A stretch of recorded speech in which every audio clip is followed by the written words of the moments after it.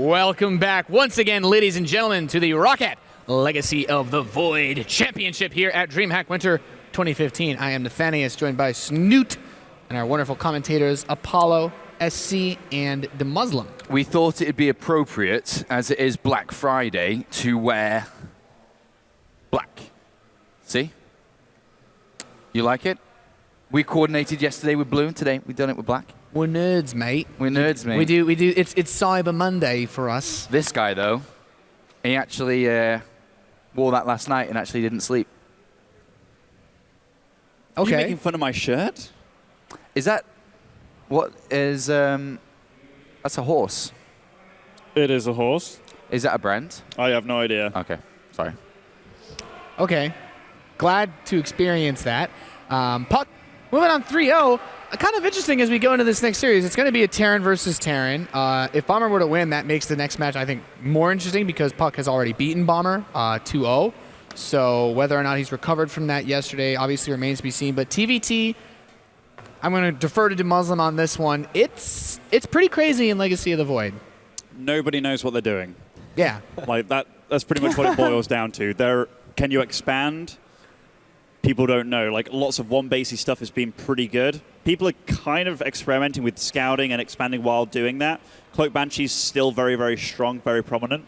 But there are so many builds right now that work. There isn't one superior build to rule them all, which makes it a very, very fun matchup. So I'm kind of curious to see how these guys play. But also, TY's multitasking style and his TvT, if you got to see him against Beyond, it was insane a few weeks back. Like, his ability to come back in a matchup that I didn't think you could come back in was phenomenal. Yeah, I think it's especially interesting because, like, as you said, it's super volatile. Even at the end of Heart of the Swarm, TvT, like, there's so many different builds that actually worked in the, at the end metagame for that. So just thinking about it that way, it's like, when will it ever slow down, really? And we don't know if it honestly will. Some TvT games have been pretty sick that we've seen so far. Do you guys have any insight or any particular TvT matches that you've enjoyed watching since the game came out? I think TvT has always been, or has always had, some of the highest potential for some of the craziest and fun matches. STARCRAFT, the games we saw recently just last week, gave that, and the STARCRAFT before it also gave great Terran versus Terran matches.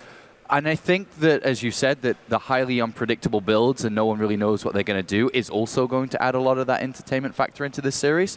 So I'm expecting a lot from it. Whether I'll get that, I don't know.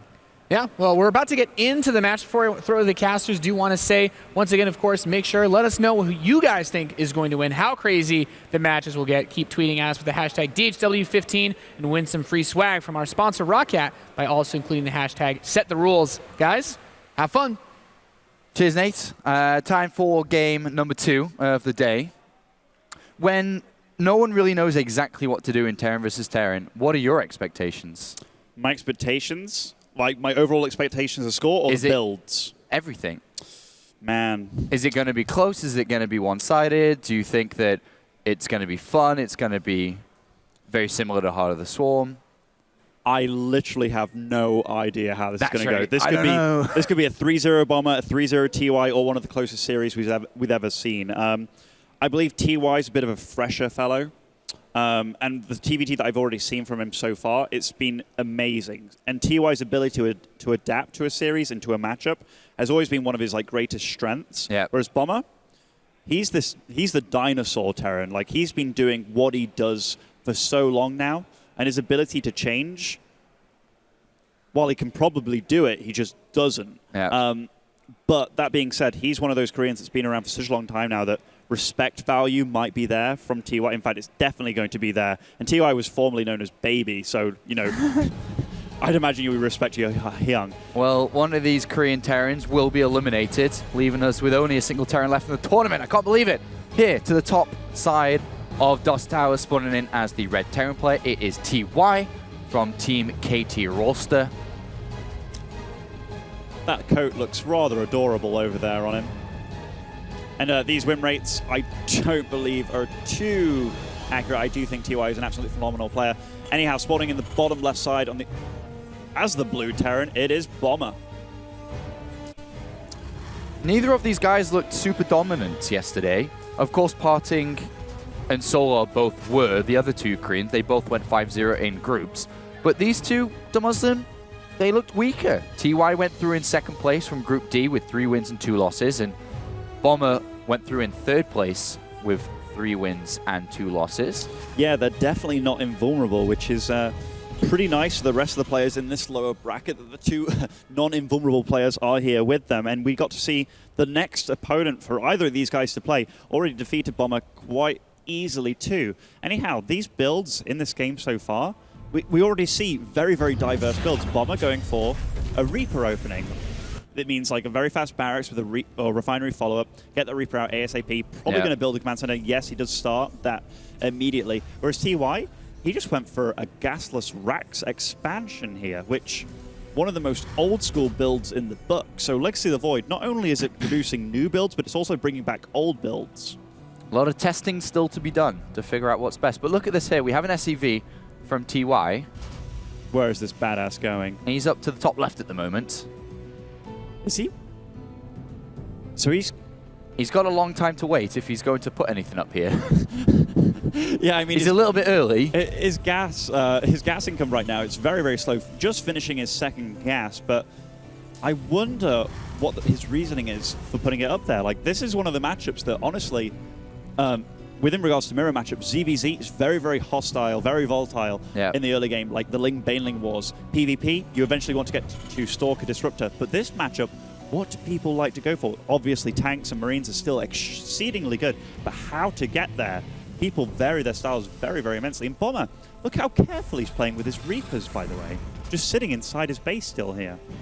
I don't believe he's even remotely moved out. Here, moving his barracks back to make a tech lab, producing a starport rather early, but not making the tech lab for the starport, as in not putting it next to that. That's also a little curious here. So it looks like he's going to be going for a very fast stim. And here comes the SUV that was hiding. Nothing's going to be thrown up to the top left-hand side, but he's going to come and have a look at what Bomber's up to, who's still just waiting with his units.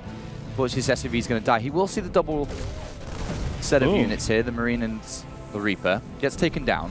As an SUV that scouted that, he could maybe assume that this might be like a follow-up with a Marine drop of some sort, maybe some Hellions. But honestly, Bomber's given away very little information here. And Bomber, he's also completely in the dark. So, and TY, man, he loves his fast thirds in every matchup, it seems.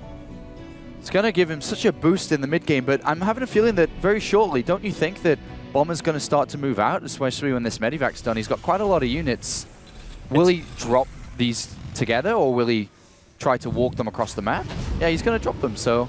Just going to push, but just with one medevac. I mean, he has more units on the field, gets a scan down. And there's a Cyclone coming out to help with all these Marines. It's going to be difficult to get damage done, surely. Now he gets Cloak and Banshee under the scan. Oh, I was about to say, I wonder if he cancels that. That was very smart. So now Bomber is going to have to make turrets just because of the threat that he's seen. If you don't react to it, you're dumb. And imagine if your opponent keeps on making that Banshee, and then you didn't react to it because you had thought you were being super smart. I mean, great play. Cyclone's in position here to lock onto the medevac. Oh, and he's going to grab it really early on. Is he going to be able to pick it off? No, boost is activated. The medevac will escape, but a single Marine gets dropped. Nothing there from Bomb. He's going to take a different angle, but there's units here in the main as well. Look at this as well. His defense is very, very... Doesn't even lose an SCV. No, but the worker count, this is something that Bomber has never faltered on, which is macro. He's actually ahead in workers despite being against a player that went for an earlier command center and a very early third CC here.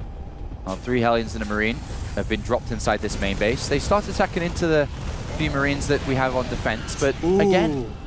Man, these turrets these days, by the way, they deal double the damage in Legacy of the Void, 16 damage per hit, so the fact that medevac escaped, quite a huge deal. Look at Bomber here. He has no third command center, the Muslim, and he's powering up with units. He's playing against a player with 3 command centers, double engineering bay on the way. Bomber's working against the clock. He has to get damage done eventually. Well, surely. Well, Apollo. Well. when going for 3 bases very quickly, one thing, obviously it improves your economy, sure, but it also gives your opponent more places to attack. Like you're vulnerable in more places. So Bomber, powering up to a good 5 barracks here. I think he's going to do what you tried to do in HOTS, which... Doom drops. It's just power through, power through. And TY, we've seen that he's kind of susceptible to a lot of attacks and a lot of aggression. I mean, the problem is, though, that there's 3 additional barracks for TY, about to finish up 4. Now, just another one being started. When these get online, he will start to have a larger army. So you can see right now at the south side of this screen, there's 51 army supply, for Bomber. Just a little bit less here for TY. He has to move soon. He has to move soon. There's no stim for TY. It's going to be difficult to take a direct fight. 3 medivacs, 3 tanks in siege mode, ready to fight. If Bomber's going to take map number 1, it's going to be with this push. Right, and he has no stim. He has no... Like, Bomber's units are far better upgraded. Not only does he have stim over TY, he has combat shields, and he also has +1 weapons. TY now starts to spot this a little bit. He sees 2 Huns, he sees the medivacs. He knows that a big push is on its way. A 3rd command center has started behind it, but it's more of a transitional backup plan. Do you know what also makes this incredibly scary? The fact that tanks, even when TY does get stim, which I don't think Bomber's going to give him the time, actually. Here come the SCVs, but everything's been killed before the SCVs even arrive. 1 tank goes down, the 2nd one targeted down, and the 3rd one falls as well. There is nothing left at the front door of TY. When Bomber comes, he really comes, and here the tanks are blowing up everything. The Marines focusing down the Vikings. 1 tank remains, and TY, I've never seen a Terran so easily cleaned up by just a front door push. That is a beautiful push. It was the timing that had to be hit, and it was. Bomber takes a significant lead. He's going to take down the 3rd command center. That advantage is gone. He hits right before Stim finishes, right before 1-1 finishes, and now TY is back to 2 bases and is in trouble. I mean, it's all right doing a drop for 1 tank, but you're a good 40 supply behind, mate, and you're getting Doom dropped in your natural, evacuating the natural, trying to produce another 3rd. Those SCVs actually clumping up in a very dangerous position there. And Bomber's units even running through the front door of TY's base, and this Bomber march, it just isn't being stopped. Supply block now is TY, trying to defend as best as he can, but man, Bomber, he's not really giving him any space here. He's not, and even more SCVs are going down in this in the defense. 40 SCVs have been slain today. And Bomber now in a wonderful position, is finishing up with his own 1-1 upgrades, has his 3rd command center finished. He has a 50 supply lead. And a trademark Bomber with Marines walking across the map has found himself in a great start in this best of 5. And now somehow TY needs to think of a plan to draw this up, to equalize within this game. But it's going to be very difficult now. I mean, where would you go if you were TY? What do you do? Do you just drop with what you have and hope for a good, successful attack? You hope and pray. I mean, there's not much else you can do right now. You've just lost your 3rd. You lost 40 SCVs. You lost a lot of mining. You know your opponent's got a 3rd base up and running now. Look at Bomber, though. He's playing so incredibly aggressive. With this, despite being so far ahead, I just feel this is a time for him to almost lose his advantage here. Though, once that Doom drop does arrive, then he is going to win. Yeah. But still, it's highly risky from Bomber. Well, he's targeting down this command center at the start. And he is going to make the evacuation with his SCVs, but here comes a lot. And that is a lot of units here. There's a handful of Marines and a single tank. Oh my god, is Bomber doing this? This is... Oh, what's he doing? This is such a Bomber-esque thing. Look at the supplies. It's now 90 to 110. I can't believe he just lost 2 medivacs instantly there. He drops down the rest of his units, and still, TY on the other side of the map. A huge mistake. A massive mistake, and yeah, Bomber, I mean, he's still got a bigger army. He's still got units in that medivac. This is... He's going to target down bizarre. this command center, and he's going to take down this 2nd base, and even though that is a colossal mistake, it may not be big enough to cost him the game, but still, you can't be making moves like that against a player of TY's caliber. No, in TY, he's still doing damage in the back of this base, so they're both down to 1 base mining right now. Supplies, though, that's the real story of this game, and TY, he's significantly behind him. Bomber just pushing through, taking out the base army, and GG is called. Bomber takes the 1st map of the series. Wow, there he is. Just looking at his feet right there, you know? Oh, Bomber's feet. But GG. Bomber takes map number 1 of this best of 5. Winner goes up against Puck in the next round, which will be played today. Do you know what's funny about those medevacs that died? Like, do you remember a series of Polt against Bomber? Yes, I do. It's quite infamously happened to Bomber multiple times now, where 6, 7 full medevacs just get sniped off. And now flying into TY's base in kind of a unlosable situation, still lose full. Imagine if he'd lost all of them. It was a game. It would have flipped around on its head. We already call it the Bomber, but like, it would definitely be the Bomber. That's you can't be making mistakes like that, and hopefully he doesn't do that into this next game coming up. What's the next map? Ul Arena. Ul Arena. Have you had a lot of Terran versus Terrans games on this map? Actually, on European ladder, the only Terran that I meet is Happy, and he does the same thing every game, so I don't really know the full wide array of Terran builds that you can do. So, I mean, were you able to grab a little bit of info from both these players in the way that they're approaching the series, perhaps? I mean, TY, very economy-focused, Bomber, 2-base push-oriented. Think we'll see similar ways throughout? Yeah, or I mean, change-ups? I can't see Bomber fraying too far from that 2-base path, which is... In Heart of the Swarm, it was also kind of similar, except you didn't even have the siege tank drop. So the fact that that strategy just got buffed, that you can go... So you have 3 racks in a factory, and then you have the choice. Do I put on my 4th and 5th barracks, and then eventually my 2nd factory before I make a 3rd? Or do I just make a 3rd? TY is the guy that will make a 3rd, very MMA-esque. Whereas Bomber, he seems to be the guy that's piling on the aggression. And given that strategy did get buffed very recently in Legacy of the Void, now that you can pick up siege tanks, I don't see him really altering too much. But TY, he's the one that just kind of got blown apart there. It wasn't like he got unlucky. It was just his build wasn't equipped to deal with Bomber's build, so I think he's going to be the one having to adapt. So change of strategy perhaps here coming from TY. I think so. Is there super fast, aggressive plays in Terran versus Terran that you can do, like really early proxy, starboard, and stuff like this? I haven't seen too many proxy builds. Like Proxy Rex Marauder still works, surprisingly. Yes. Does it? I mean, I don't think that ever is going to like leave the scene, and for good reason. It's just really strong if you have the balls to do it. But one thing that I'm kind of surprised we didn't see there was you see a lot of gas first builds into barracks, so you get Reapers and Hellions out to deal aggression, but it also means you get to scout a lot.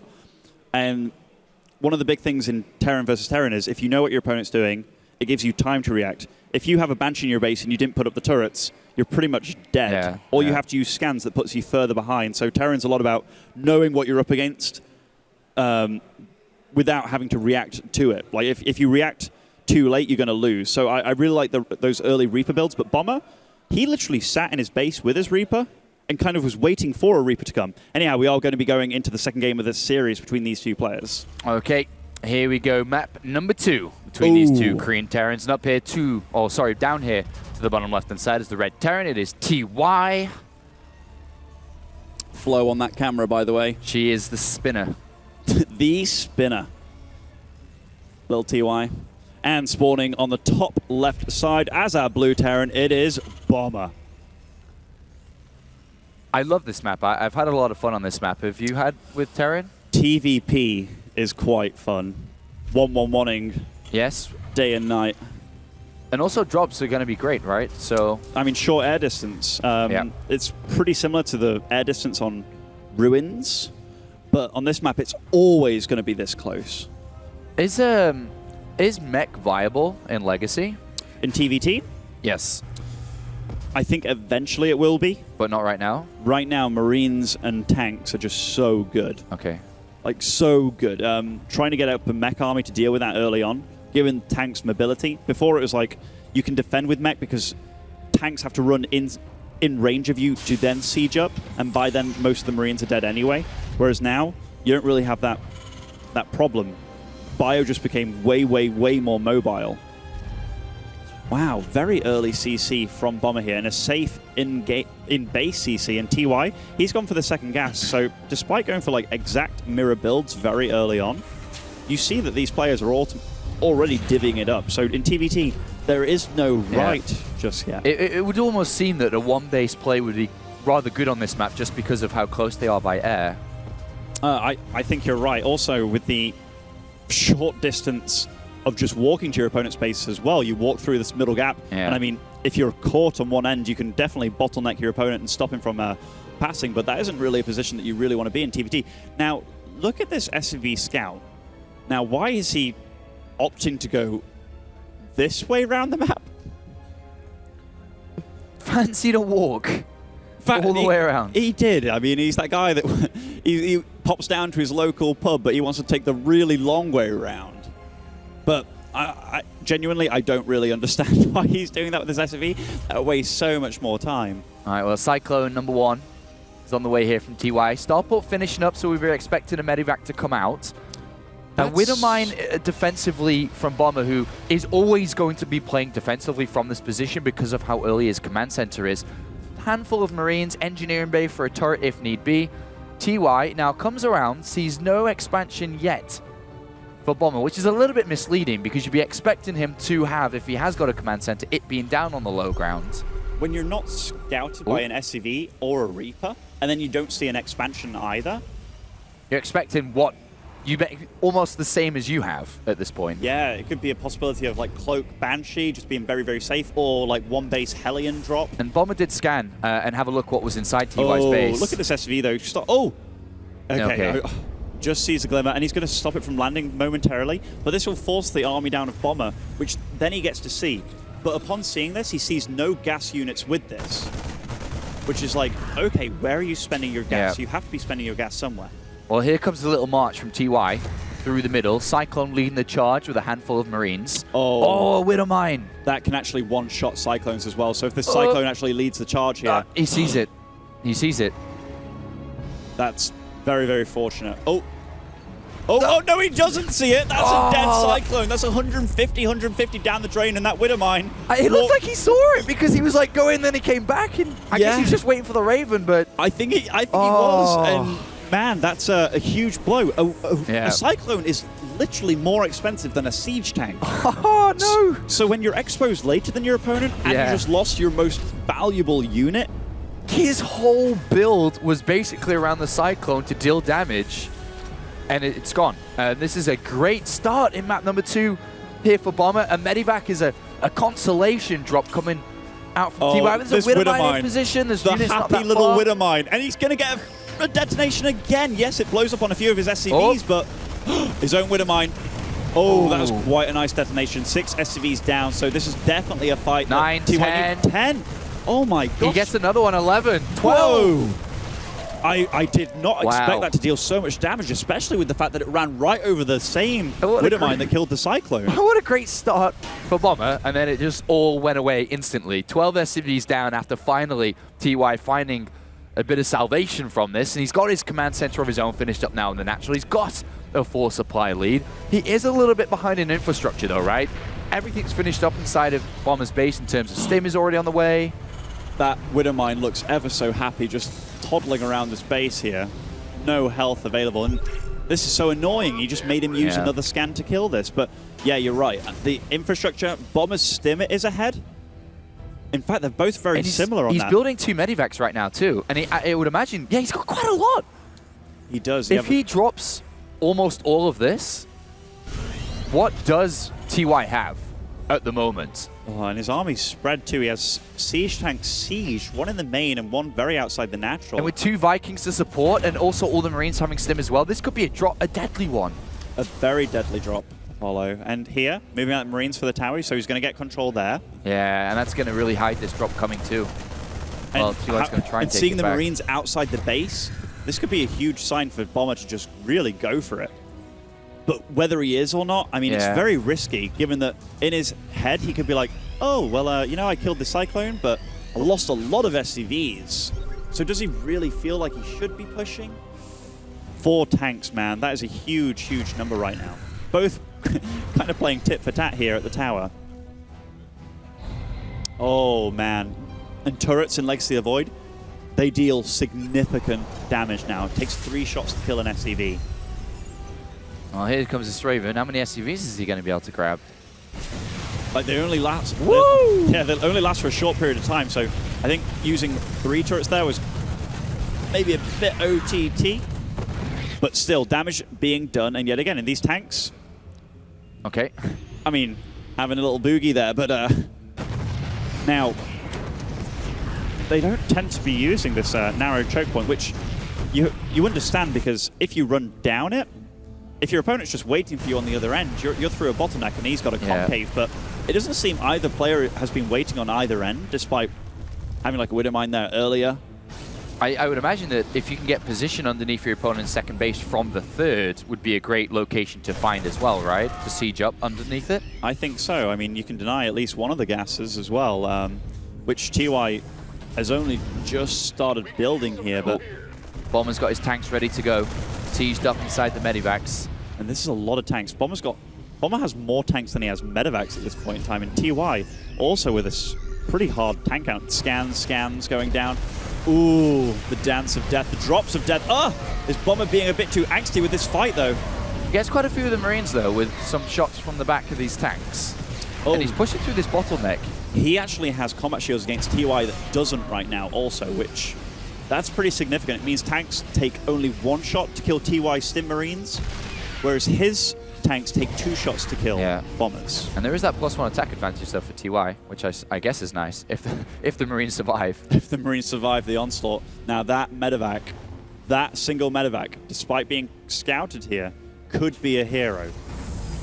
There's a turret to join with that Widow Mine. Depends on where he drops it. The Turret of Doom. Dealing damage, and yet again, the Marines run to the natural. TY kind of playing with Bomber at this point, and this is where TY excels. He's just got such good multitasking here. Now he's got combat shields. Now he's in the lead. And I mean, it's not a significant lead, but still, anything that you can grasp at this high level of TvT, you're going to take it. Slightly higher worker advantage, slightly higher army advantage. Putting up his 3rd as well. And Bomber, he's sticking to that 2 base, tried and true method of his. It's been a very delicate Terran versus Terran, this one. Just... Neither player really willing to commit. Yeah, neither committing. Now, this tank count, though, when it's getting up to like 6 or so in medevacs, that's when things get really, really scary. Oh, man. You wanted commitment to Muslim? I wanted commitment, and that's what Bomber gives me. But TY, it looks like he's kind of ready. Up. Yeah, and you saw Bomber be like, do I really? He's going to do it. He's going to do it. Once I commit, sir. Here we go. He gets spotted on the map, but is TY quick enough to react here? He's kind of far away. Oh, and this is a lot of siege tanks automatically in siege mode as they land and getting in this pretty neat position here. But how many tanks are really left over? TY in a nice defensive posture here, but the supplies are actually so ridiculously close now. It is. 12 SCVs instantly killed with this drop. Can TY find a way to muscle through? Oh, man, the tank instantly drops, losing a lot of Marines here, losing the tank as well. Bomber's making this happen. Oh, it looks like some of these tanks have been taken down, so it is going to be defended for now. But that was... I mean, look at the numbers, though. It's so close. It's so ridiculously close, and with this... TY's got to get back into position, too. Oh, he's very fast, and he even left 2 siege tanks behind to hold this bottleneck, so really, really clean play by him. But Bomber, he's actually got enough to just doom drop in the main again. I mean, the Sense Tower is still there. Even moving his main base over there, sees the army, so he knows the position of his opponent. This income difference is going to start to scale a little bit. It's already kind of insane. And here we go. He's going to try it again. One medevac leading the front, and that's very low, and it gets taken out instantly. Has a tank inside, and TY is on the way back. He's already got 4 tanks sieged at the bottom, and he's going to be able to clear this up. GG is called, and we are tied up, and that was a fun Terran versus Terran game there. Very close. But Bomber, very similar style from game 1 again. To say how badly that started off for TY, his expansion was way later.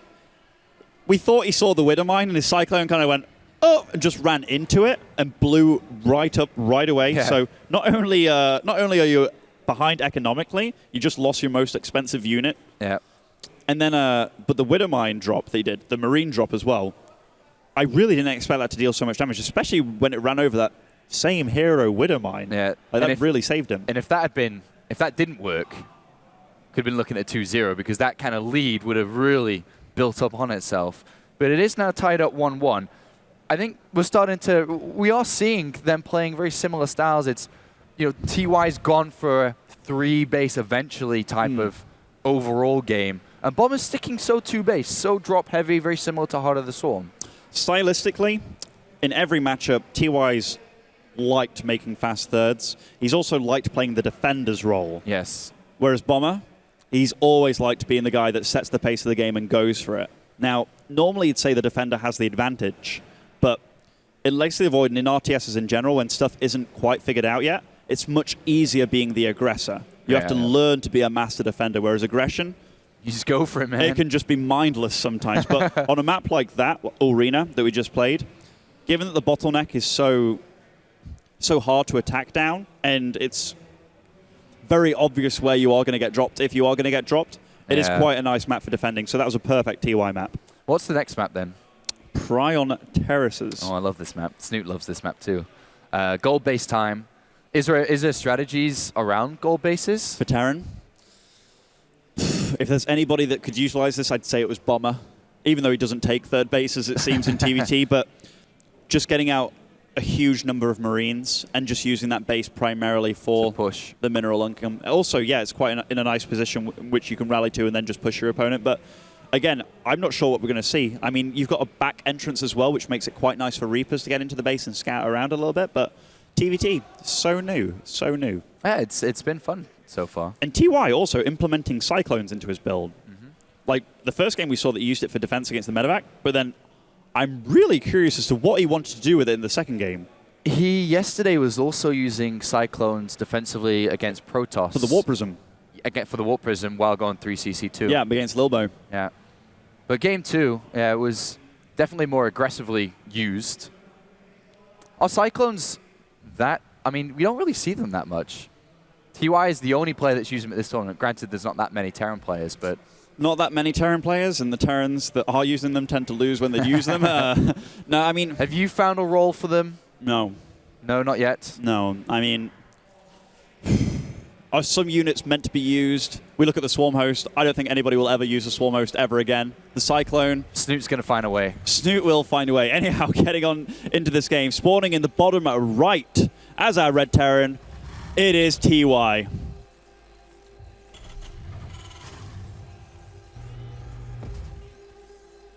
Do another one. Okay, Apollo. Okay. And spawning in the top left. Playing blue, playing Terran, it is Bomber. But yeah, just getting onto that, I haven't really found a way to use Cyclones yet. Like, aggressively, yes, if they lock onto a base or a very valued unit, they can dance around and not take too much damage while killing it. You've seen those little GIFs where they're killing a hatchery and just kind of not taking too much damage from a Zerg army. Yep. But can they do that in TvT? The only matchup that I really see them being good in is TvP, but I see them being good in that matchup before Adepts came along. Like, they were good against Zealots, they were good against Stalkers, they were good against those healthy big units, but since Adepts came along too, given that you can use Shades and stuff and catch up with the Cyclone and surround it and stuff, I just haven't quite yet found a use for it, especially given that it is 150 minerals, 150 gas. Like, that's incredibly dear. TY goes inside the main base and sees the double gas. If you were TY and that was your SCV, you see the factory coming down with double gas, what would you be expecting? Or, like you said, it's so hard to tell still. I'd count the gas first, and I'd kind of garner whether that was a Rax first or a gas first.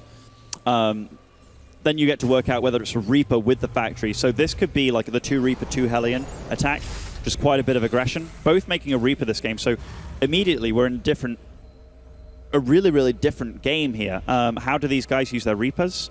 We have a reactor going up for TY. So, this SCV dancing though is going to bait a few shots here. Then his Reaper's going to come in. He's going to get the first shot. Now Bomber's the one that's going to... he didn't actually get the first shot, but Bomber was very proactive there about moving back before he took it. Second Reaper being built by Bomber and also a Hellion, but the reactor off the back of the first Reaper for TY.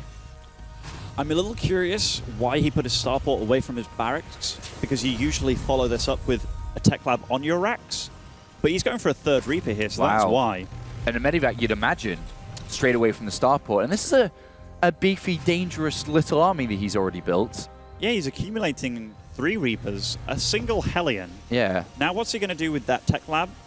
I mean, even potentially at this point, you can make like a siege tank and a Medivac, or you can go for like the Cloak Banshee or the Raven. Like, there's so many options here. Well, we'll find out in a quick second here. It is Cloak and a Banshee. I mean, it's highly aggressive in here. Bomber goes up top of the ramp. He gets to see the reactor. He's focusing on the reactor. Even gets a Reaper in the base. Reaper inside the main, and he sees everything here. This is actually a very good scout. He sees the Cloak being researched. Oh, man. This is one of those moments where you have to take care of this Reaper, because this Reaper has the potential to deal a lot of damage here. And nice micro of the SCVs by Bomber, pulling a few back, just keeping a few on. And even defending at home very, very well is TY. So I'm liking his play. Has he seen the starport yet? Yes, yeah. He saw the tech lab as well, researching Cloak. Okay, so this is He's got his engineering bay on the way. Oh, this is Cyclone very nice. being added on. So he opts for a Cyclone rather than a Viking this far, or gets the Viking as well. So yeah, he's not going to take too much damage from this, hopefully, but these Reapers definitely dealing more damage than they should. Just had kind of 2 SCVs idling on that side of the base, but oh man, he's not repairing. Man, the reactor falls. I even squeaked a little bit. You did squeak a little bit. Well, he's going to grab one of these Reapers. But so far, this looks like it could be a very, very, very good defense here from TY. Turret being added on. One thing, by the way, that we haven't noted, Bomber hasn't yet started making a CC. Yes. And he's already got 3 fully operational production facilities. Now it's the CEC, but still incredibly late. Another SCV is found here, so a total of 3 have gone down.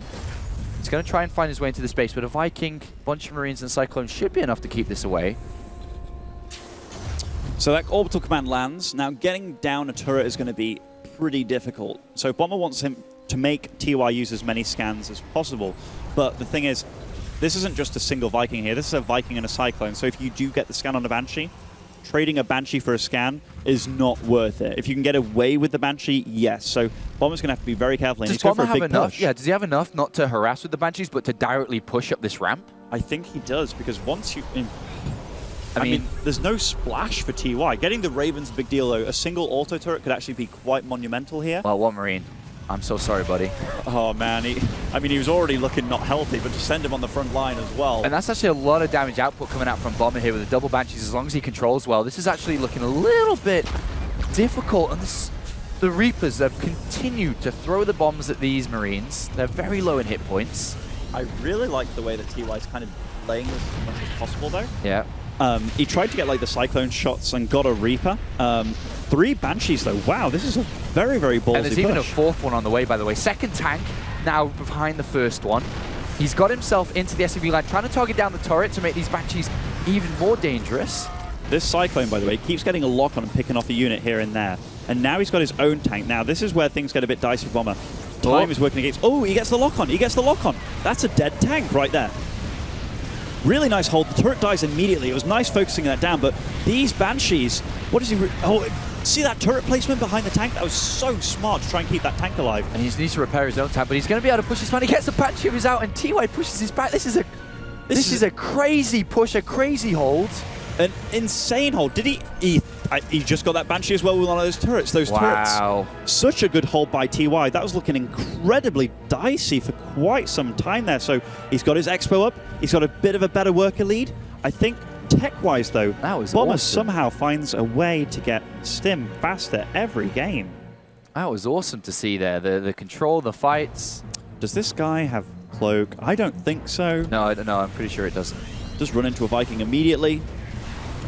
I mean, if he gets a good... Take down what you can. Yeah, if he gets like a good 3 SCVs, maybe 4 at this rate. No. Yes. Oh, that's all right. That's all right, given that he's already got a bit of a lead. If he wasn't ahead, slightly... Counter Banshee comes in now. Oh, Bomber. You gnarly sod you. He also has a Banshee alive in the top right that's moving down to the Expo, so... I really like the way that Bomber's going to try and claw his way back into this. And I mean, he's not even... In fact, he's ahead in supply now. Just killing a few more SCVs.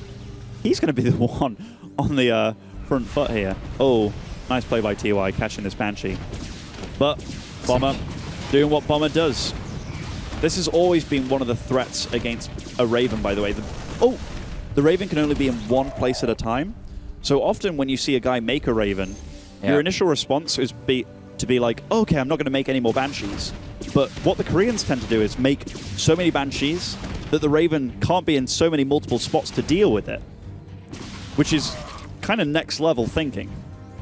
But you see it here working to full effect. Though that Banshee outstayed his welcome.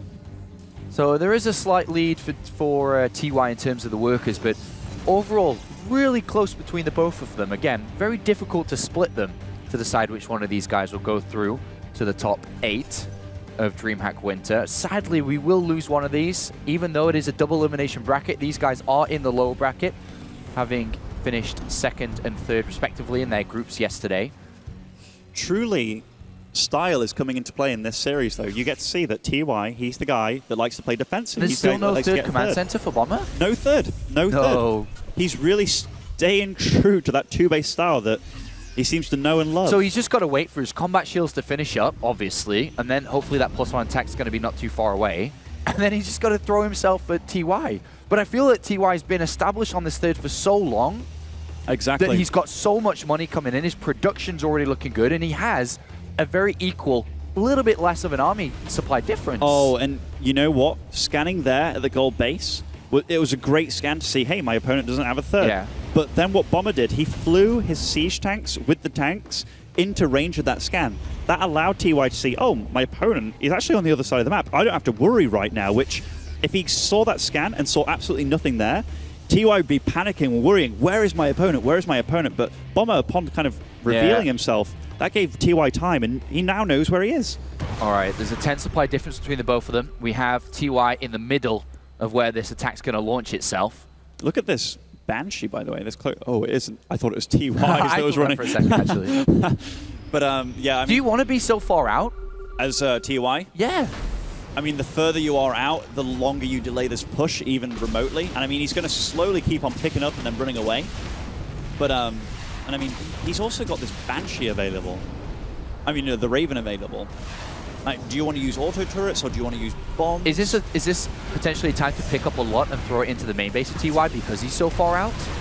Is that an option, or would you just have everything run over in the middle? I mean, right now, as fast as you can pick up and get to your main base, your opponent can also pick up and get to his own main base. So it's like Mexican standoff in this Terran versus Terran, Bomber versus TY. I'm really surprised that Bomber isn't kind of floating over his main yet to the gold. So I mean, or even making his own third yet. Doesn't Bomber have to make this work? Because the longer it's 3 base versus 2. The time is not on Bomber's side. So the fact that there is this Mexican standoff in the middle in this no man's land, it's working for TY, but Bomber picking up all those tanks. This is when you have a cannon. Oh my god, he's going for it. And look at TY, he's actually left some tanks behind. So I like the way that Bomber's doing this, and he's the guy that's setting the pace right now, and he's got a slight supply lead. Upgrade-wise, TY is soon going to be slightly ahead, by the way. That +1 armor attack coming in, and I think Bomber's only at +1 attack, sorry, it's +1 armor. And this is incredibly close, big pickup again by Bomber. He's really trying to force this fight. Oh, and he got, and now look at the spread from TY. He gets a really good attack into this, and there's still so many tanks left for him. Is Bomber going to be able to push through? I don't think so. There's so many units coming off the line, and TY stops it in its tracks. That was... And goes up 2-1 there. Bomber forced it, but couldn't take the win. It really feels that TY is the guy that, if he survives the initial pressure from Bomber, his style, being the defender, if you are a good defender, it always works out against the aggressor. It really does. And Bomber, he's not mixing it up at all. Like, as you're going into this series, like a best-of-5 series, it's just getting easier and easier for TY to learn to deal with. But I did like how Bomber handled that, by the way, because tanks can obviously survive like a good 3 or 4 shots depending on upgrades of other tanks. So what he tried to do is like bomb his tanks in first, then his Marines would come. But your tanks are the main damage dealers, so... But I still like the way that he was trying to do it. I like the way that TY had multiple layers of tanks too. There's like a couple at the back, a couple at the front, and then even more at the back. So he would leave the ones at the front to then allow Bomber in, which then the rest would do damage. But it almost felt that no matter what you do in that position as Bomber, is there a win anywhere? It felt like it was already lost as soon as the standoff happened. TY handled it really well. Like, you asked the question, like, is it worth being so far out as TY? And even thinking about it now, like, there's more reasons that it makes sense. And one thing is, being so far out, you get to keep tabs on where your opponent is. Being so far back and playing defensively just gives your opponent more options to get into your base. So being out and being like, even though you might be like weaker and slightly less at the time, you have tanks. And positionally speaking, you might, or you'll take cost-efficient trades, but really having to keep tabs on your army and stuff in the middle of the map, that made it so hard for Bomber. Bomber just wanted to be like, man, can't you just get back so I can drop your main or drop your natural or attack your third? But TY, he's really playing optimally here as the game goes on. Like, early on, I feel his builds using the Cyclone, I haven't really yet seen it be like, oh, yeah, that guy's definitely worth its weight in gold. But as the game goes on, he's getting better and better. Would you say that looking at these games and how they're playing out, could you say, okay, this guy's played more Legacy compared to this guy? It's always hard with Bomber to answer that question because his style's always the same. It's all against Zerg. throughout the whole of Wings of Liberty and HOTS, it's, okay, I'm going to get 3 bases, I'm going to build 8 barracks, I'm going to build slightly less SCVs than everybody else, but I'm going to build way more units. And like the way that he does it as well, sometimes players would go for like 8 barracks and 2 factories. Bomber often would ignore that, just make Hellbats instead from 1 factory and just make an extra 2 barracks to compensate. So he's not a player that I can be like, oh yeah, he's played a lot of Legacy, because I think regardless of what he played, even if he played a totally different game, he'd probably do the exact same Bomber-esque kind of thing. But TY, he's the fact that he's using Cyclones, a player that didn't play much Legacy of the Void, would I be like, oh yeah, what does this unit do? Yeah, I'll make it a little bit. You squeaked again. I don't know what's happening to me. You've been squeaking a couple of times. All right, so down here on the bottom left-hand side is the red Terran play. It is Bomber. You know, like some people, they get deeper and more husky. I just, like Tasteless, I just start to squeak and sound like a girl. It's okay, though. We don't mind that. And would you like to introduce this player for us? Yeah, hopefully won't squeak. Spawning in the top right of Orbital Shipyard, it is TY. Look at this, though. We've actually got a change-up, a drastic change-up. Obviously, there's been small, subtle changes throughout the series, but here's a big one coming into play to Muslim, and it's Bomber, the guy who's 1 game away from being eliminated from DreamHack Winters, decided to throw down 2 barracks on the other side of the map. You know, I like this. You do? I really like this. The fact that he hasn't mixed it up, and now not only does he mix it up, he mixes it up amazingly, but he has been getting scouted very early on by TY every time. So TY, he's going to know something's happening. He is producing a CC. But what do you do? You're 1 barracks command center. You're building Marines in single file. How do you even do anything from this? I mean, I'm not sure. You know something's up. He throws down a 2nd barracks immediately. Where do you build a bunker? It's how do you stop 2 Reapers or whatever it is coming at your way? It is going to be 2 Reapers, obviously, but he doesn't know exactly. Honestly, this is a lot of trouble for TY right now. Producing 1 Marine at a time, even if you're against 1 Reaper at a time, you're going to be in trouble. Well, surely you've got to pull SCVs to buffer Yeah. until you have a good amount of Marines. You can actually fight the Reapers, surely. Yeah, he's doing the right thing by adding on multiple barracks right now, ignoring gas entirely. You have to get out a Marine count. You have to get out an SCV count. But he needs to realize the urgency of what's going on here. And he still doesn't really know.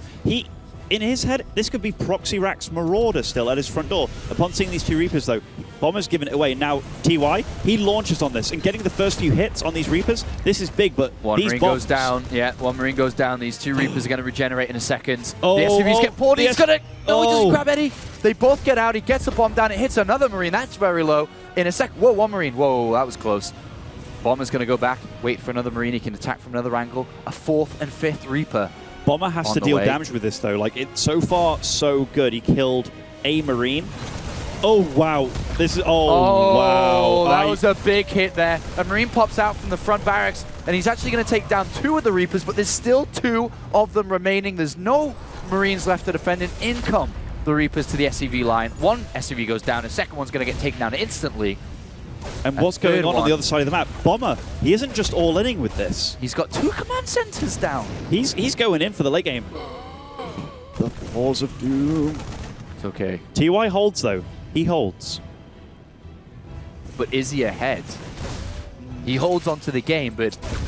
You know, I always like being the aggressor in this spot. You're the guy that gets to see what your opponent's doing. Behind this, TY has no clue. No. And that's why Bomber's gone for treble CC behind this. I mean... Wow. This is a very good follow-up here from Bomber. A bunker at the front, even. He's already ahead in workers. On top, having a 3rd command center on the way. In TY's head, he could be against Cloak Banshee, could be against like a massive Bio Waller, he could be against so many, he could even be against this, what he is currently playing against, but TY, what's the appropriate response? He's even building Marauders at this point and getting Concussive Shells, so getting these upgrades that are just, and these units that are just early game upgrades, that just makes me think he's worrying a lot. He's not thinking about like the macro game, and these grenades, oh gosh. Oh, they're doing so much damage. So much damage here. Is there a way that you can turn 3 barracks into aggression? As TY, oh my lord, this is insane damage. Is there a way? Well, not anymore, I guess, because they're all so low health. Look at the barracks as well. He's going to use the barracks for high ground vision here with these Reapers. This is a sick build, and these being also low health, these grenades, oh, okay. This is like a war movie. It really is. So many grenades being thrown. And look, he's still dealing damage. Bomber's absolutely decimating TY at this point. And these units, they just keep on regenerating. I really wonder what the resources lost tab is at this point in time. Oh, man, look. 300 compared to 500 of your opponent. They're killing depots. Very impressive. And this barracks that's just there. Oh, gosh. I mean, the concussive shell, it's coming into play now, which is nice, but seeing that your opponent upgraded concussive shell at this point in time just to deal with wave 1 or level 1 of what you're doing, man, Bomber, you're out of control this game. He set himself up in such a good position for the next phase of this game as well. He's got all his infrastructure down. He's got a third command center finished up, +1 attack is on the way, and TY scans, and that must be the most painful scan to have, is you're like, oh boy, oh man, I'm so far behind compared to where he is. Do you know what's brutal as well? And I really want to pinpoint. So we saw Zanster yesterday using Corrosive Bile, like, all at once. Yeah. You saw how Bomber was spacing out a lot of his bombs there, just to keep the opponent away, like, reducing damage dealt. It's not all about dealing damage. And this is a beautiful scout by Bomber. Also getting to see that there aren't any gases at this natural. Double engineering bay as well, off the back of 2 barracks only, or 3 barracks, sorry, 1 at the front. Yeah, this is insane, man. This is just really, really clean play by Bomber all around. And, you know, I was starting to judge him a little bit when he wasn't mixing it up. But here, this game, he's done this flawlessly, absolutely flawlessly. Yeah, this is definitely going to be something to copy for yourselves as Terran players, a good opener. Going to get 2 racks for the next few days on ladder. Thank you very much, Bomber. But I'll do it myself too. But this is a very difficult position now for TY. It's crawling back with so few units, so behind in many different ways, especially now the medivacs are on the way for Bomber. Stim is very close to finishing as well. He's got a lot of tanks out. It's just an uncomfortable position to be in, you know, when you know you took so much damage early on from something so cheesy. Yeah. No doubt about it. That was cheese, Apollo. That was definite cheese. And a single tank drop. Now, I really love this. Most times in TvT, this is asking for trouble. Not having a tank at your base against possibility of an attack, that's bad. Possibility of Vikings to defend, yeah, bad. But the fact that he knows his opponent's tech was so far behind, he kept him on that 3 racks for so long without a factory, forced out gas units such as Marauders with concussive shells instead of stim and such, this tank could actually deal a little bit of damage, and this is just kind of pouring salt on the wound at this point. Tank's going to get dropped. How many SCVs are going to take out? If Bomber does make a mistake, there is Stim Marines, though. Forcing stims at this point, though, without the medevacs on the field. In fact, when are medevacs coming out for TY? Okay, so they've just started now. If he can manage to get a little bit of damage done... Oh, that's a really risky drop. Oh, risky drop again. I mean, oh, wow. Okay, that was really sweet by TY. He anticipated the movements of Bomber and that little Marine hit group. Very good. Well, look at how many units now that Bomber has. 73 army supply to 38. There's 38 Marines to 23. There's still so many tanks, so many medevacs on Bomber's side, and he's going to push forward here. And this is an attack, which Bomber now scans and says, hoo-hoo-hoo. Going to game 5, baby. Easy pickings, boys. And just all based off his fantastic start. Man, this makes me wonder what he's going to do in the 5th game. Oh, man. This... Don't like to call games too early, but this is going to take a miracle, an absolute miracle for TY to hold, and I think it may just end as Bomber walks up this ramp. And TY, here we go. Yeah, TY's running away from these tanks, and Bomber's just chasing him down. This is like the T-Rex chasing the little humans, and here, Bomber's coming for him. He is. He's going to march up this ramp, and a good spread from TY, but ultimately, he's so low in units. All the SCVs come off the line. He has to hold this some way, and he's going to make a big march towards the tanks. They get picked up, they get moved back, and at the end of the day here, he is going to hold on just about, but he sacrificed to make that hold. 18 SCVs who took the hits to allow the rest of his units to come through. There's another army ready to go, of course, because it's Bomber. And TY, I think he's a little bit nervous here. I even saw a Liberator on the production tab, and then he cancelled it.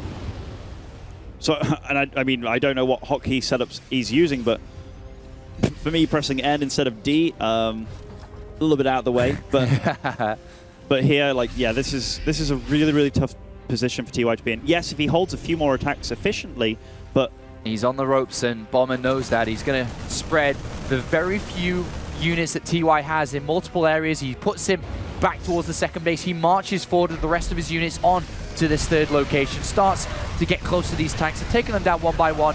And again, SCVs are going to have to come off the line to defend this.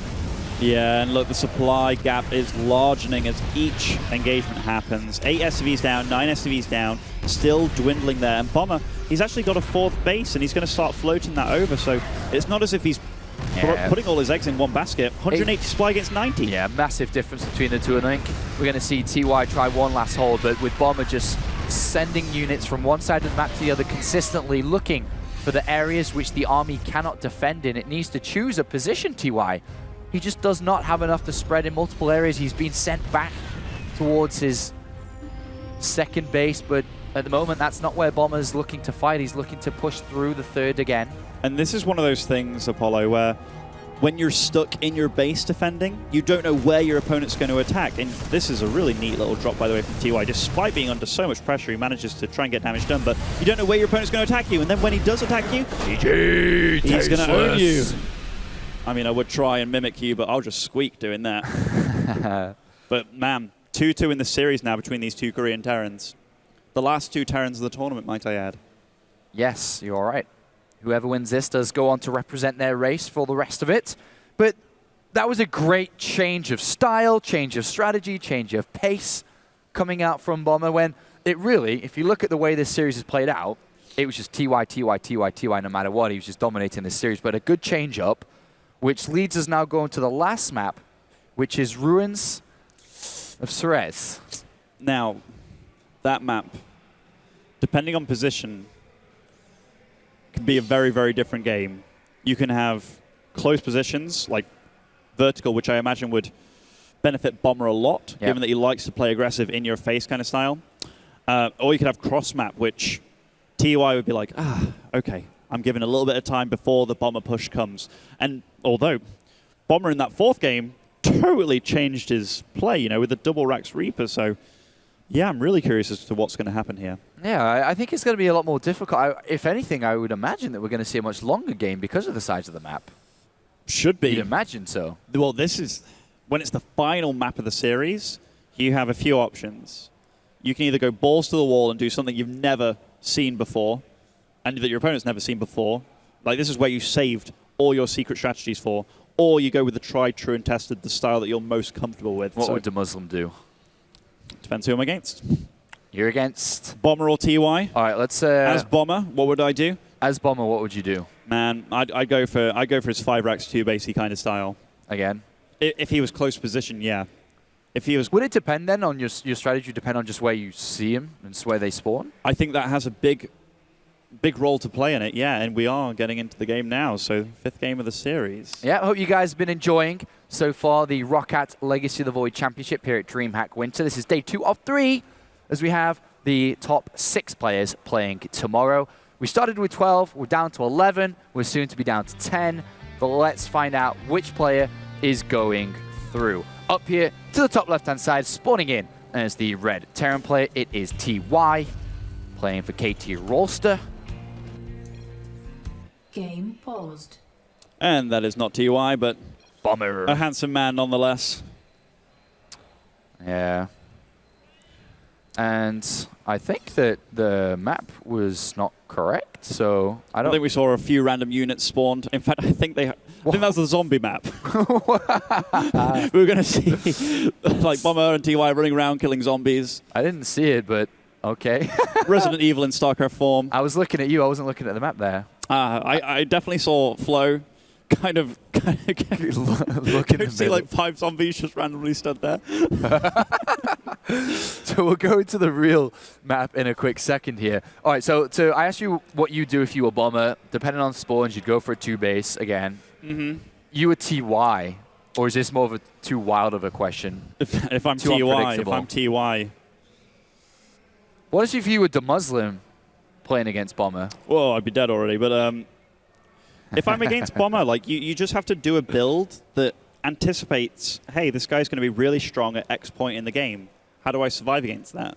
And you can either do what he does and try and do it better than him, which is kind of risky, or you can just play it's always hard. I hate playing the defender's role. Like, I hate doing what TY does, which is kind of banking on my opponent not taking advantage of a weak spot, which I think in this matchup, currently, as it stands, given that you can pick up siege tanks, I think you always have a weak spot. Yeah. Which we've kind of seen shine through a little bit. Definitely. Yeah, depends on position. Depends on position, again. And build orders, man. Build orders are so different now.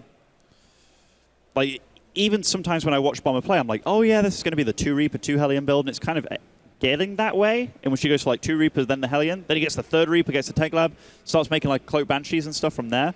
It's all up in the air right now. Okay. So anything's possible is the underline. Yes. I do think TY looks a little bit more refined in Legacy, despite Bomber just using a pure Legacy of the Void build right there with the double Rax Reaper. That was pretty successful, though. It was very successful. But would it have been successful against other builds? Because I think the one that we saw from TY kind of invited it to be successful. That's the thing. Like, one of the most popular builds, and I don't know the current trends in Korea, like the current meta in Europe is to go for gas first and go for a Reaper Hellion, in which that would counter that build immediately. Well, welcome back, everybody, to the grind, which is DreamHack Winter. Welcome to the grind. Welcome to the grind. As up here to the top right-hand side, there's the red Terran play. It is TY. There he is. Luckily, no zombies so far. No zombies in this one. I even think the intro for the other map said, like, zombie apocalypse and stuff. Did it? Yeah, I think so. And spawning in the bottom left, as our blue Terran, it is Bomber. Also, the zombie map started off with them being in vertical spawns, which I think would help Bomber, whereas now this time round, it's cross map. And talking about the grind, that definitely comes into play, for sure. Yesterday was a 12-hour day for everyone. Today is going to be very similar, and there will be fatigue that comes into play, especially in the lower bracket, too. The winner bracket guys are a little bit lucky, and, well, not so lucky. They're given that advantage because of how well they did. Self-deserved. Because they only have to play 1 game today, and that's it. Whereas each loser bracket guy, well, if you go through, has to play 2. And they have to wait for the other games to play. It may not sound like much, you know? Like, hypothetically, the most amount of games that you're going to play, if you do play those 2 series, is 10. Which, for any guy playing ladder, you can play up to like 50 games a day, you know? Yeah. So it doesn't sound like much, but the mental fortitude that it takes going into a best of 5, it is draining. And here, TY, going for his gasless expand again. I mean, despite getting absolutely obliterated by that double Reaper build, I mean, this isn't a map where you can necessarily proxy Reaper outside your opponent's base, so I think that's why he's going for it, but he's been doing this quite a bit in this series.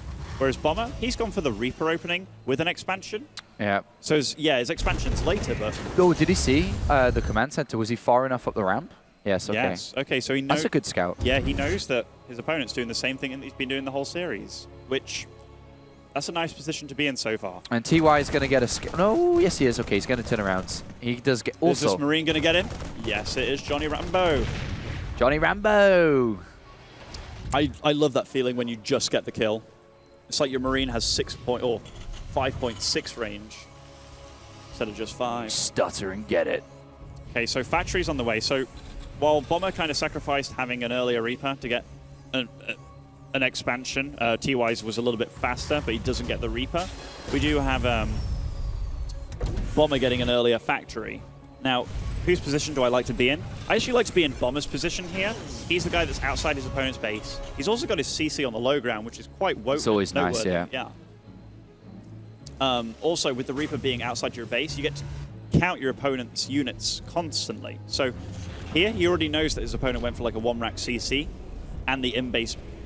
But I love this by TY, the fact that he's not revealing. Oh, okay, I was kind of worried about that bomb. He kind of like allowed those Marines to jump at him. They jump forwards. Yeah. And that would have been sad if you got the Reaper. TY, man. Yeah, he's staying true to his style. 3rd command center down. Are we going to have the Cyclone as well? It's his favorite unit, apparently. Maybe not, but at least. Yeah, I mean, it's coming out again. What he likes to use to protect his 3rd. So he's going to go for the Cyclone. Very good against Banshee, Vikings, any air unit here. This Reaper, by the way. Oh, and also, by the way, on this map, if you actually wall off the top of the ramp, you can't hop into the main base. Yeah, and he denied the third command center scout, which is actually pretty massive. Pretty massive indeed. Bomber, again, going for the very early stem, getting scouted here, or rather scanned. Yeah, But well, scouted and scanned. So far, this game's as even as any of these games has been. It's exactly the same worker count. So would you as Bomber assume that there's a third command center? Can you assume, or would you need to scan yourself to get confirmation? These players have deviated from the path so little that maybe I guess this will be his scout. Yeah, maybe as an observer and somebody that gets to see these players a lot, maybe I'm thinking if I was in Bomber's position, I'd almost know that my opponent's going for a third CC. Okay. But can you bank on it in the final game? You can never be totally sure in StarCraft. It's always a game of missing information and making the right calls. Well, TY has seen this medivac that's trying to swing around to the natural at this moment. This is Dropped pretty off nice. a Widowmine at the front. Oh, that Widowmine is really nice. That is super. Whoa. Oh man, if that Yeah. Widowmine was just a little bit closer to that ramp, that would have been a dead Cyclone right there. And 4 Marines going to drop themselves into the mineral line. Siege tank trying to defend him, but he's going to lose 2 Marines. And then, ooh, if only. This Cyclone doesn't realize how close to death he is right now. But that Marine Takes the hit like a man. he was already injured. Poor guy. Okay, well, 4 Marines still around to potentially do more damage. And at this point, I wonder if Bomber started to figure out what he's up against, because whatever it is, he's still powering away on 2 bases. And despite not being in closer positions and actually being a little bit further away from his opponent, he's gone up to his favorable amount of production. He's looking to throw himself again at TY. Now, I guess one of the nice things for Bomber, given that he's going for this, is the fact that this is kind of a hard map to defend on. So if you put your own army in a position where you're defending your natural and third, Yeah. your main is very exposed to drops. And this isn't a map where it's like, okay, you have to go over a river to get into the main. No, you can have tanks on the bottom of the cliff looking into the main as well. So it's a map that you can definitely take advantage of your opponent being out of position. And we see here, like Bomber's base, it's a huge base, and that just means that TY's base is also a huge base. Yeah. So getting into the bottom here, quite easy, but you see that TY, he's kind of prepared for that. So Yeah, he scanned, he saw no third on location. He also previously scanned inside the main base, knowing that that's where all the production was, so there was no room for the third base to be there. So he's put together that Bomber is playing this type of game, for sure. And now it is defender versus attacker. Again, it's one of those situations, though, that Bomber, he's going to be hitting these upgrades a little bit before his opponent. So he's going to have the combat shield to stem and the +1 weapons. Do you Doom drop? Do you... I guess it depends on how many units are there to defend. I guess that's kind of an open-ended question. As the attacker, Another scan at another third. you go where there's a weak spot. Yeah. And right now, Where weak is that spot is weak the front. spot? Oh, in fact, it's now the back, but he's putting up the turrets. But if you put the tanks at the bottom of the cliff, What about there? Just up north by that back of the second. it can be anywhere, Apollo. moment. Wherever a TY makes it. Bomber, with this move, wherever he chooses to find this weakness, this is it. This is the last game. It will see him go through to the top 8 of DreamHack Winter to play again in a little bit, in a few hours, to see if he can get top 6. If not, TY advances. Now, TY has to know where this attack is coming from. Okay, and right he now, sees. he does. And guess what? He's in actually a pretty decent position to hold this. Whoa! A couple of big tank volleys from Bomber gets a lot of these Marines to start it off. Now, bunker being salvaged, that's a decent salvage because it's inevitably going to die. So No everything that combat TY can do, shields on these units for TY. not for the time being. He needs a good He's got a long way 30, to 40 go. seconds or so, yeah. And Bomber, with this time, these turrets buy him a little bit of time. TY, again, getting into a decent position here. One turret down, opening, and finding a bit of a weakness here. But look at supplies. And TY, he's again making a Liberator here. I'm kind of curious about that. And Bomber, Behind this Bomber, yeah, he's thrown Third down base. a third. And an armory, which means he can go into 2-2. A scan, great scan there from TY. Sees this almost fully completed command center. TY's just not giving him a weak spot. That tank position kind of worries me a little bit, the one in TY's base, because where do the Marines get through? So if Bomber does just Yeah, they'd go have ham to into the squeeze main, around. yeah, kind of worries me a little bit. But TY, he's managing to move out now. Now he's getting to a comfortable position. But his army's still drastically smaller. One Liberator again. Intended or not intended. I wonder if he's going to harass with that. Because cleaning up a Liberator is annoying. He's sending it down. Oh, but Bomber's army. This is a large army. Scan. Is he going to save me? Stim forward. He's going to go for it. The tanks get dropped on the top left here for Bomber. And who's going to come out on top? And this could very well decide who's going through. It is very, very close down to the last couple of Marines here. And TY holds on. Woo! Man, that fight was insanely close. That was so close. The Liberator even comes back to join the fray, but TY, man, the Widowmine gets its shot off, doesn't really deal the damage that was necessary, and TY, he's managed to chase Bomber all the way back here. That tank, oh my gosh, the micro, while he only gets an extra shot off, so it didn't really achieve that much, it was nice. Wow, what a crazy game this one. What a great series this is, isn't it? Kind of we talked about it in the pregame. Terran versus Terran can really provide some of the best StarCraft games, and this series has been really back and forth. It's also funny to see that these guys stayed true to their styles all the way through. Yep. The defender against the attacker. And right now, it looks like the defender. High ground advantage here for TY. Uh-oh. Bomber's Marine count always amazes me. It's always so high. His macro is really out of this world sometimes. TY, though, superior SV count right now, lots of mules going, and a superior tank count. That's what it really boils down to. And it's not as if he's a macro slouch either. And he's got that Liberator coming around to the second base now as well, which is going to draw the attention of Bomber back, which may allow TY to find a hole on this third or inside the main. Yeah, even momentarily, that's taking your opponent's eyes away from where they should be or where he needs them to be for even a moment. Deal damage very fast here. And look, 2, 3, 4 SCVs, unless he moves those SCVs, it will continue to rise. Taking out the Marines as well as they come in one by one. So a good 4 or 5 Marines dead as well. And he drops inside the main base. Whoa. This is ballsy as hell. This is like and it's not all of his army. No, it's just a small part. In fact, where's the rest of his army? It's just outside the third. Man, this is insanely ballsy. And he picks up, gets out of there. He's going to... Wow, he's using this time to attack the third now. In fact, where's he trying to... Okay, he's trying to separate the third. He's got good position on that ramp, though. Every Marine that comes down is going to get hit by the tanks.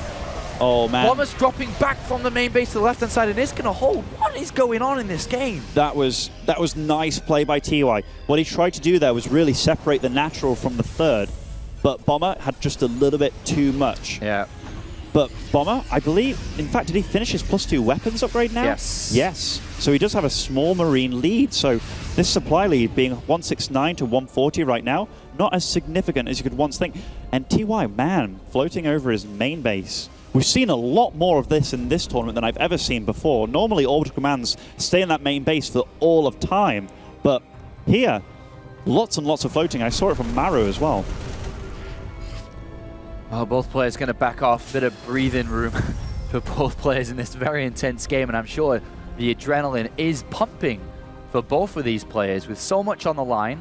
Look how they're both mirroring each other, too. Got main bases floating to the exact same 4th location. And I can imagine that both of these players are thinking, whoever wins this, they're going to have a good shot in the next couple of rounds until they find another Korean, obviously. Well, I mean, like, the next opponent is Puck. Yeah. For either of these guys. Bomber already fell to him, and TY, he fell to another very aggressive Protoss in Lilbo. So either one's got their work cut out for them, but man, this is quite the series indeed, and quite the game. Drop from TY to the back here, where there's very little units left to defend. He's going to find the armory. Supply depot, armory, maybe another one as well. I'm a little surprised. In fact, killing that armory and seeing that armory, he's kind of like, oh, you're upgrading your tanks? I'm going to upgrade my tanks, and starts up his +1 weapons as well. I really... Like, where do the players really go from here? Is there an evolution of army besides this? And honestly, in TvT, when you're going bio-tank... Battlecruiser ready. Battlecruisers are nice, but at this point in time... You can't afford it. No. On your battlecruiser transition, and also Marines, they're so fast and so good. I guess you... In fact, I don't even want to go there, Apollo. Why? Everyone loves battlecruisers. I love that they teleport. 2-2 just completed for TY, so no longer at an upgrade deficit, actually. Now, is he going to make his move now? 11 SCVs thrown in there. I guess that's okay. Kind of opening up some supply. He wanted to give him away. Yeah. Now, the tank count, that's something that's pivotal here. Oh, that's nice. A little drop there. Oh, man. In fact, Bomber's out of position heavily there and actually takes significant losses. This may trigger TY to continue to push forward. That was a nice grab. That was a nice grab. One thing that Bomber does have as an advantage here is his tank upgrades. I believe they're at +2 now against 0-0 of TY. So the amount of damage output that's coming from him is going to be huge. Oh, and that may not sound like much, but if you stim a Marine, so it will have 45 health. TY's about to take a big position. Yeah, it's really good now. And is Bomber just going to kind of go round to TY's fault? TY, he splits up his army. He sends a bunch of Marines to kill off the command center while returning, knowing that Bomber was looking to do exactly the same, or at least counter. And he sets himself up defensively here. This is a great move from TY. Super move from TY. Almost takes out that CC. And that's one of the last mining bases of Bomber, actually, because it's third. And 3-3 on the way now for TY as well. This is getting better. What's he doing? Okay. Man, this is so nail-biting at this point. What did these players do? Look at Bomber's max supply, too. 173 max supply. So, yeah, he's struggling. Both these guys with a lot of minerals. Bomber running in, though. No, he's not. He is. He is to Muslim. He runs in. TY not stimmed yet. He's kind of just standing put, waiting, allowing, wanting Bomber to go down that ramp. So many tanks still in those medevacs, by the way. And this poor squad of Marines. Oh, well. They're drilled down. 13 tanks for Bomber against the 10 of TY. But TY definitely in a much better position. He's picked off his opponent's most active mining base. And look at the supplies now. It's 174 against the 200 of TY. And TY, his economy is still going fine. That was such a great split of units there from TY to kill the command center and also return back defensively. And he's found himself in a wonderful position because of it. And I can't stress, he's also got 3-3 on the way. He does. How does either player really attack here? And Bomber, wow, that's a huge tank bomb there. Takes out quite a few tanks of TY's. Yeah, 4 tank advantage now for Bomber. And slightly better upgrades with them too. I mean, TY, he doesn't need to attack now. He's literally playing how he wants to play. But Bomber, he's playing how he wants to play too. He gets 2 tanks now. He's found himself at a 5 tank advantage. Man, is he going to be able to strike before these upgrades fully complete here from TY? Because once they complete, I think it's going to be unwinnable from Bomber. He really is against the clock again, and I feel like I've said that a lot in this series because it's been true every single time. Yeah, and I tell you what though, Bomber, he's managed to do well to get back into position. He's back up again at 200 supply and playing so aggressive with these tanks. And these Vikings, by the way, baiting these Marines into shots, trying to take down these medevacs. I really love that addition, but so hard to control. A few more Marines don't even know how they found themselves over here. F2 army hotkey possibly coming in there. As those Marines could be dealing a lot of damage. +3 attack about to finish to Muslim. +3 armor's not that far away either. And this all comes down to how these tanks are used. The Liberators. Defender oh my lord. Look at TY surround. And he's going to attack into it, Bomber, and that is the perfect fight for TY. And TY, after a hard fight, will take it. Oh my 3 games to 2. And Bomber had to attack eventually. He did, but TY was waiting. And the jaws of the Marines close in. And it is 3-2 as TY advances to top 8 at DreamHack Winter. What a series. Unfortunately, Bomber's eliminated, but what a series. Great play by both of them, actually. We got to see their strengths really shine through, also their weaknesses somewhat. By the way, that last fight there, you know how you get the achievement for if you kill like 50 supply in 10 seconds? Bomber went from 200 to like 60 in less than that. Instantly. What a great game that was. A fantastic back and forth between the both of them. We're joined back on the desk now by Snooty and Natey. Lord Snoot. Hi. Lord Snoot and Captain America. As a Terran fan, obviously. It was a sick series to watch. Yeah. It was so comical, especially I was sitting here on the Twitch chat talking to you guys, and that Reaper game especially. One of us. Hashtag one of us. The Reaper game was hilarious. Like just all the reactions in the chat, watching myself, just like this is one of those games where it's like if you played Heart of the Swarm, you didn't play Legacy of the Void, you're like, oh yeah, okay, I'm gonna try Legacy of the Void now. I like to open 3 racks of Marines. And it's like, why does he have 6 Reapers? And all your Marines just like jumping up in the air. It's like, I don't understand what's happening. And he really just like bullied him so much. And it worked out so well as well with the floating barracks that he used in Division. For the Division, it was so nice because normally you just try to put your Marines on the high ground. If the Reapers jump up, you get a bunch of free damage in. But it was a really great, smart play by Bomber. Also, if TY did stand on the edge to try and like shoot the Marines, if he gets grenaded, I'm pretty sure the Marines can hop down the cliff. No. Can they not do that? I think only I think it's only units that can go down cliffs can Oh, get really? knocked down. Okay. But if you throw a grenade at the bottom of the cliff and the Marine is still in range of it, even if they're At the top up of the it, cliff? they can still take damage and get pushed back. Damn. Yeah. Still nice. I spent a lot of time cheesing people with Reapers. I've actually It's seen fun. you with your 5-Rex Reaper build. I mean, My- you did that Nation hey. War, right? My Reaper micro's not that bad. Nathan saying. Micro.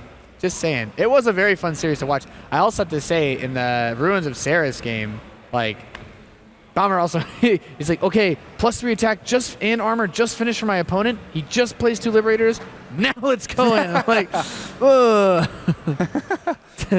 Really couldn't have picked a worse time, but I really find it weird that he went for like Cyclones every game as well, TY. Because I didn't really see them used that well, but Attention, everybody. Playing Smash, playing Heroes, the Storm over there. TY's gone through. beep they're boop. very serious about their Smash. All right, well, we're going to hear from the man himself. He will go up to play against Puck next. He's with Smix. It's TY. That is absolutely correct, Nathanius. In the midst of the alarm that is going on in the background, we do have TY here ready for that interview. TY, first of all, as you walked over here, you do not seem to be in the best condition. You seem like you're very cold. You didn't even seem that happy after that victory. How do you feel right now? Like, what's going through your head? 일단 이렇게 이겼지만 컨디션이나 안 좋아 보이고 그리고 이겼는데도 표정이 그렇게 그닥 좋지 보이지 않았어요. 그래서 지금 기분이 어떠세요? 어제부터 좀 제가 컨디션 관리를 좀 잘 못하는 바람에 계속 잔실수가 많이 나왔는데 근데 지성이 형도 좀 컨디션이 안 좋아서 좀 서로 이렇게 잔실수가 많이 나와가지고 게임이 되게 이상하게 많이 흘러갔던 것 같아요. He says, yeah, starting from yesterday, I just haven't been able to take the best care of myself. I haven't been in the best condition. So I kept making a lot of mistakes. But on the flip side, Bomber as well didn't seem to be in the best condition. So the series played out very interestingly because we both kept making mistakes. So it just kept going back and forth. And I think that's why this series was so interesting. Now, talking about that series in general, it seemed that there was this trend where Bomber would be the one constantly attacking you and you were always defending. Is that just the way that you prefer to play TvT, or do you think that's just how it panned out? Because Bomber is just this really, really aggressive player. 일단 이 태태전에서 최주성 선수와 경기를 했는데 전체적으로 봤을 때 최주성 선수가 엄청 좀 공격적이고 그 전태양 선수는 항상 수비하는 좀 그런 게임이 많이 나왔어요. 원래 태태전 할 때 그렇게 수비적으로 하는 게 좋아하세요? 아니면 그냥 이번 상황이 최주성 선수가 그닥 공격적인 선수니까 그렇게 된 거 흘러간 것 같으세요? 사실 제가 테란 중에서 되게 공격적인 쪽에 속하거든요. 근데 지성이 형이랑 1경기 하고 나서 이상한 타이밍에 되게 저보다 더 훨씬 빠르게 공격 오는 거예요. 그래서 이거는 제가 먼저 공격 가는 게 아니라 무조건 수비만 하고 있어야겠다. 그때부터 좀 컨셉을 잡아가지고 그 이후에는 좀 스타일을 바꿔서 좀 수비적으로 한 게 좀 효과를 많이 본 것 같아요. So TY says, actually in TvT, I really like to be the aggressive player. But in game 1, Bomber hit with a timing that I did not expect. In fact, a much faster timing than I usually do myself. So after that game, I decided to change the way that I usually play. And I thought to myself, okay, instead of attacking, I just need to defend and hold whenever he chooses to attack. And I think that proved to be very effective. And obviously that worked out. And moving on to the next game, you're going to be playing Puck, who actually defeated Bomber 2-0 yesterday. Does that affect your confidence going up against him at all? 이제 다음 상대가 퍽 선수인데 어저께 최주성 선수를 2대0으로 이겼어요. 그래서 약간 만나는 상대에 대해서 자신감이나 어떠세요? 사실 여기 어제부터 좀 게이머 하면서 이렇게 좀 외국 선수들이 들어온 적이 처음이거든요. 그래서 굉장히 지금도 불안하고 또 퍽 선수가 그 앞에 그 티에로 선수하고 경기하는 걸 봤는데 지금 기량 자체는 저희 나라 웬만한 프로토스 선수들보다 더 뛰어난 것 같더라고요. 깔끔하게. 그래가지고 굉장히 좀 힘든 경기가 될 것 같고 좀 집중하고 그러니까 남은 대기 시간 동안 좀 컨디션 관리를 잘 해야 될 것 같아요. So he says, first of all, in terms of the foreign players here in general, I don't think I've seen a tournament or been in a tournament where they've just put up such a strong fight before. Second of all, with Puck, I actually watched his series against TLO earlier today, and as I watched him play, I thought to myself, wow, he is playing just as well as the other Korean Pro Tours players I see over in Korea, if not better at times. And so I definitely think I'll have to focus really hard and most importantly take care of my condition, because I just feel pretty crappy. So I'm really going to try to focus hard and think of what to do against him and try to take care of myself. And so we'll see how that pans out for you. So thank you very much for this interview, TY. Best of luck. We will go to another commercial break, of course, guys. But when we come back, we'll have another match ready. So stay tuned.